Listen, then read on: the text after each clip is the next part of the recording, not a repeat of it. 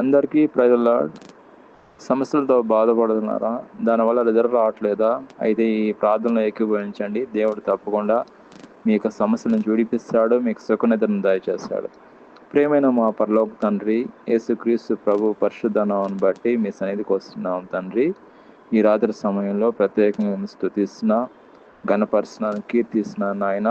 ఈ రాత్రి సమయంలో ప్రత్యేకంగా ఎవరైతే ఏకీభవిస్తున్నారో వాళ్ళని జ్ఞాపకం చేసుకోండి అయ్యా. ఈ లోకంలో ఉన్నారు కాబట్టి సమస్యలతో బాధపడుతున్నారు, సమస్యల నుంచి విడిపించండి. ముఖ్యంగా సమస్యలలో ఎదుర రావట్లేదు నాయన, మీ కృపలో జ్ఞాపకం చేసుకోండి. ఈ టెన్షన్స్ వల్ల నేను సుఖం నిద్రను దయచేయండి, సమస్యల నుంచి విడిపించండి.